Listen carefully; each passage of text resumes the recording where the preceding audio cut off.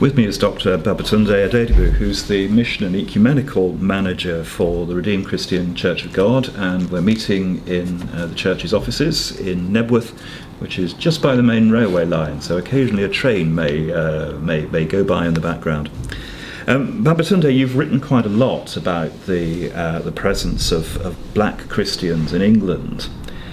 Can you tell us something about that history, because it's a lot longer than many of us realise? Thank you very much. Essentially, like you rightly pointed out, the history of black-led churches or black-majority churches span well over almost 100 years of existence in Britain. And unfortunately, part of the history has been chronicled and has been put in the public domain as the origin of black churches. But the first black-led church in Britain was established as far back as 1906 at Peckham. It's referred to as a Sumner Chapel or Peckham Assembly by Reverend Brem Thomas Wilson. And not only that, he was also an ecumenist. That's the irony, as far back as when he started the church, because based on the history that I reviewed, I realized that I was part of the Sunderland revival in 1908. And not only that, I was one of the 17 people baptized in the Holy Spirit, and subsequently engaged with ecumenical bodies like Alexandria Body. And not only that, was supportive of the publication of Confidence magazine. He gave quite a substantial sum towards the first edition of the magazine. And apart from Brem Wilson, when he passed away in 1929, although his church subsequently was affiliated to Apostolic Church, and also in 1939 joined Assemblies of God. Interestingly, the church is still in existence, and the church is now known as Shoreway International Ministries, and that's the first occurrence in modern Britain. And the other one has to do with a Nigerian, Daniel Ekaite, who established the African Church Mission in Liverpool.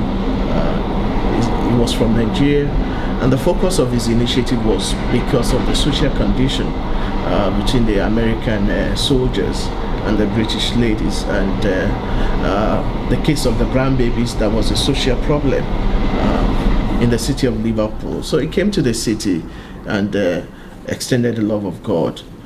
Subsequently, you now have the Windrush era, which was 1948.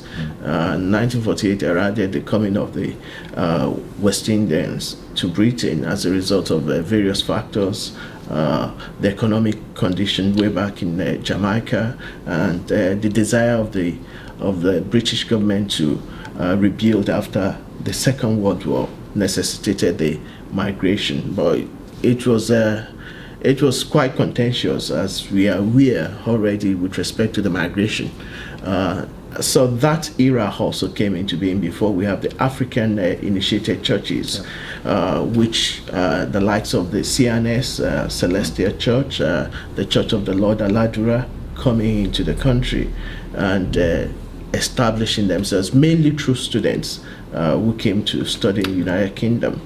And after that, we have the general phase of the 1980s, the new Pentecostal churches that came in. You have the Foursquare sent Pastor Matthew Ashimolu to United Kingdom to pastor their denomination in UK, but subsequently he started his own denomination.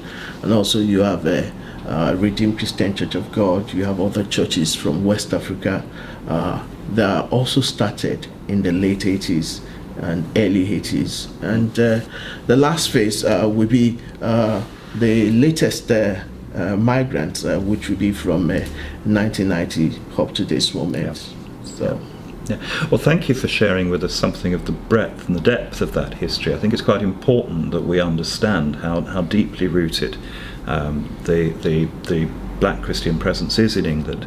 But you mentioned there the growth over the last few decades, and I wonder if you can tell us something about that. I mean, clearly it's been due to successive waves of migration, to the sort of global movement of populations which have been characteristic of world history over those decades. What factors do you think have helped shape the life of the black majority churches during the last few decades? Essentially, migration has played a predominant role, like you mentioned, and also the forces of globalization, whereby it's a norm for us now to experience African Christianity in any nook and cranny of an urban city in Britain. Take, for instance, the Old Kent Road has a higher percentage of black majority churches than even the historic denominations, and that tells you about the proliferation. There are various factors that have shaped the life of the church since the church emerged and have proliferated.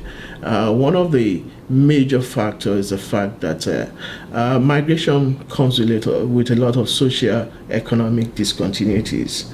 And as such, because of the religious background of most migrants, invariably the church constitutes a major spiritual capital and social capital for them. And coming into church is not only just a fellowship, a sense of community, a sense of engagement, and a sense of nostalgia of being in diaspora and still being able to fellowship in culturally relevant area as at the time of emergence. But we are seeing a shift right now. We are experiencing the global focus right now, where the church is also retaining certain traits of the cultural notions while still operating within the global landscape. So we see transnational status of these churches playing out over time. And also you see various aspirations in terms of missionalizing Britain with emphasis on church for all nations. Not only that, also another major factor that has shaped the life of the church, especially during the Windrush era, was the forces of racism. There was a collective synergy that evolved amongst the migrants in terms of the church was not founded as a result of racism, but also founded to meet religious, cultural, social, and economic aspirations of the migrants then, which was the existential realities they faced when they came to Britain. So that invariably brought about so much bonding within the church, and that's why you see, irrespective of the individualistic nature of the British society in which we are, you realize that within the African churches or Caribbean-led churches, you still see a sense of bonding and community focus within these churches. So that has been a major factor. Also, the experiential side of the faith. The desire to experience God in every facet of their life, not compartmentalizing the faith in terms of a secular spiritual divide in their mindset. Everything around them revolves around being experiencing God. So we see that also, and because most of these churches are predominantly, most of them are Pentecostals, so it fits into every culture that it's infiltrates. So it's a religion made to travel, according to a scholar. Anywhere Pentecostals get into, it will infiltrate the culture, try to establish itself, create connectedness with the people. And also, I think the mid 80s also brought about the movement of the middle class elites from West Africa into Britain. So these were not people that were below the ladder. They were middle class, well educated, have a good background, and coming into Britain provided the much required leverage in terms of integration into the community. So it boosted the spread of the faith within the British landscape. Thank you for that. I mean, the growth has been remarkable. I mean, the results of the 2012 London Church Census have just been published, and they suggest that church attendance has increased by about 16% between 2005 and 2012. But most of that growth, they say, has been amongst ethnic minority churches, and also, interestingly, amongst women. And I wondered if you had any reflections on the findings of that census. It's quite interesting in the sense that generally, I think globally, Pentecostalism has empowered the women more in terms of getting into the faith and being committed. The statistics are quite right in the sense that you enter into most of the black majority churches, the highest percentage you find in the church will be women. And also, probably that can be attributed to their willingness to attract members of their family also to the faith, because a lot revolves around women. But in terms of also, gender equality, that is also on the increase. Take, for instance, in the Redeemed Christian Church of God, we have a woman as one of the executive council members, which is made up of just 4 people. Also, we have an executive administrator who is a female. Speaks so much about empowering them and giving opportunity. So it's quite interesting to realize, and we have quite a number of pastors that are female preachers that have risen to the top of the ladder within the organization. And likewise, also other churches, we are seeing women play an active role. So for the future, is that different in Nigeria? Well, I think to a large extent is that dynamics is almost similar, because within my own denomination, which I can speak authoritatively, there is one of the pastors who's an assistant to the general overseer, special assistant to the general overseer, which is about the third in rank or fourth in rank to the leadership of the church. So we are seeing women playing an active role in the spread of the faith all over, and gradually, maybe one day, we'll see a general overseer within some of these churches. Right, thank you. That's most interesting. Your church, in particular in England, has experienced very rapid growth over the past 2-3 decades. What kind of opportunities and problems has that brought for you?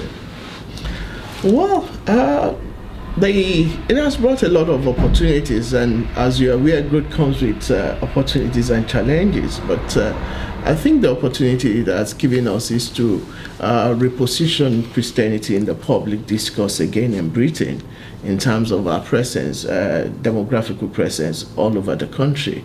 That's quite important, considering the fact that some historic denominations are closing down their churches, and there's huge conversion of churches to social space right now, which gives a lot of concern to those who believe so much in the faith.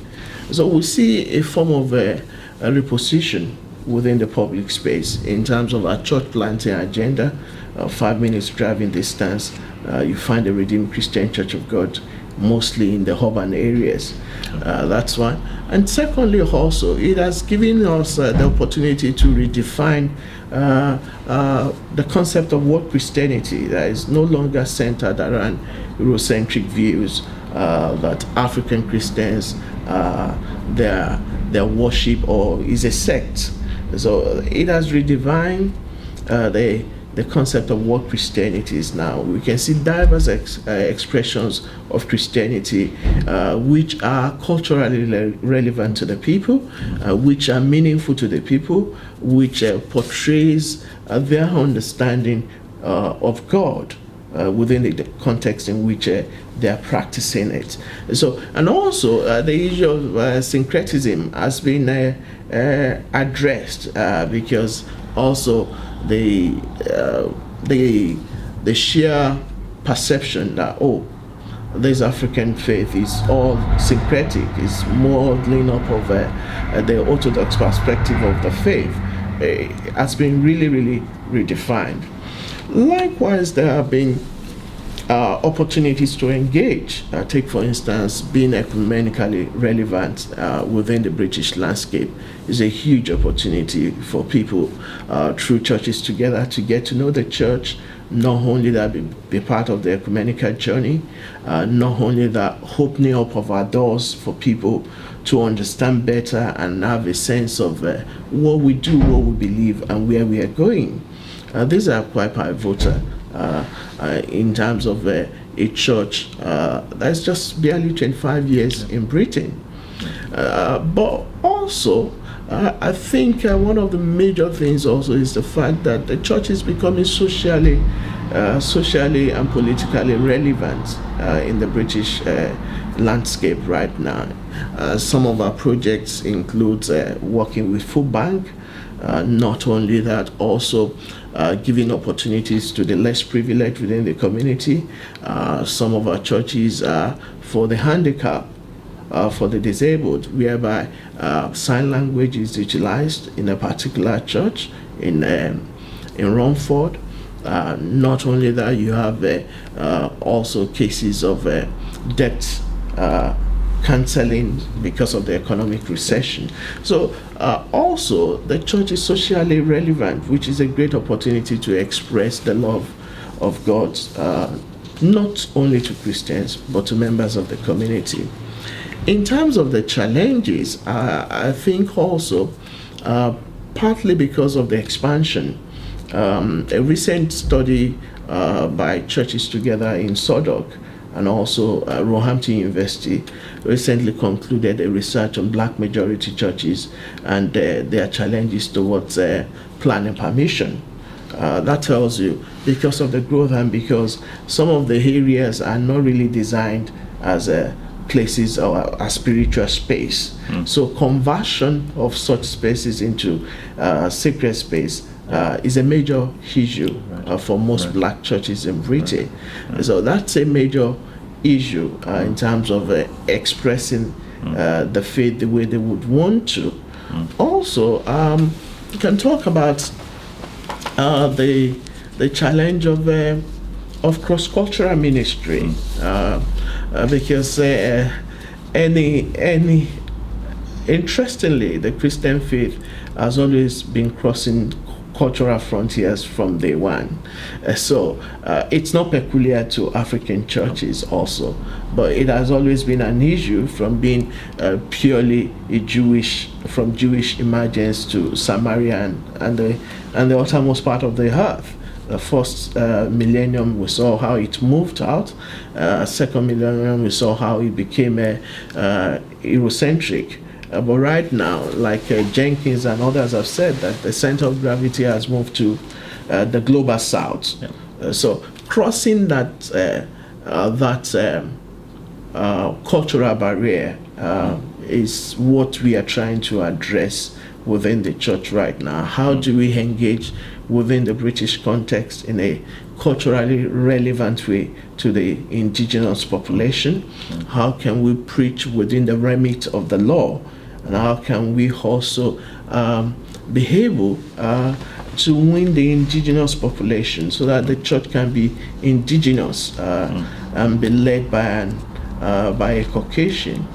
These are some of the challenges we are seeing. And also, I think one of the other challenge over time is which has been sorted initially was the skepticism from historic denominations. Who are these people? Where are they coming from? But I think right now, within the wider ecumenical bodies, we can see presence of churches within Evangelical Alliance, working with Hope. Not only that, also with Churches Together in England, which I think is encouraging. What steps do you think we could take to bring the historic denominations and the black majority churches together to work together in mission in this country? Well, there's a lot to be done in the light of the fact that mission is God's mission. It's not about us. It's Monsieur Dei. It's about Him, and if it's about Him, then we need to get grips of differences and look at those things we can do within the remit of doctrinal differences, and also form a bond of unity. I think one of the model we can use is the German model, being led by a lady in Germany, an ecumenical body set up to look into this kind of issues, and it has been highly commended. Oftentimes coming to the table to talk about mission, because an average African wants mission to be practical, wants to proselytize, wants to see converts, believe in praying rigorously before embarking on mission, but oftentimes the processes are long within the historic denominations' perception of planning, engaging, which are very, very commendable processes, but also the spiritual side of it is what needs to be done. Then also is the fact that a joint church plant might be a very good vehicle, Very interesting idea. Yeah. whereby it's a jointly run church, just a model whereby we have a form of an indigenous preacher and an African preacher coming in over time to share the pulpit, and it's going to be jointly run in the sense that the ministry will be run just for the purpose of the community. The two people that might be leading, or the people that are responsible, might be resident people over the church.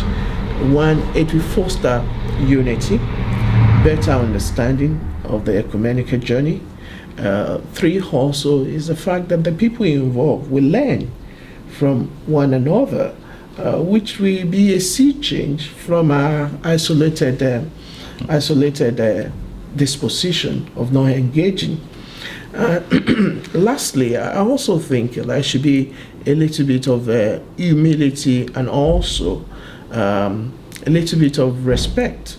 Humility on the part of the African churches that are growing, that I experience the growth right now, and also in terms of power dichotomy, which is often common within the historic denominations because of historical presence, because of influence, and because of being a state faith.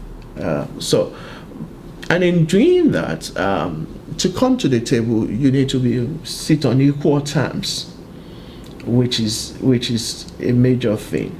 Are we coming to the ecumenical table on equal terms of being a Christian organization, or is coming just for political correctness? So it's not just having a black majority church representative on the board, but is it reflective of the leadership composition? In terms of numbers, is it reflective? In terms of engagement, is it reflective? In terms of power distribution, is it reflective? These are valid issues that the ecumenical body needs to consider in order to move things forward. And I want to commend the last effort of Churches Together with the meeting that was held at Jesus House, where the former Archbishop was Rango and Williams, and with a host of other officers, and also the Hope movement were in attendance. That's quite encouraging, whereby you see more of that, in which the leadership are willing to step out of their comfort zone and sit and discuss and try to understand where this particular movement is coming from, and also they can learn. Thank you. If you had an ecumenical dream, Babatunde, what would it be? Well, that's a tall one. I've been in it for almost 4 years now, representing the organization at various levels.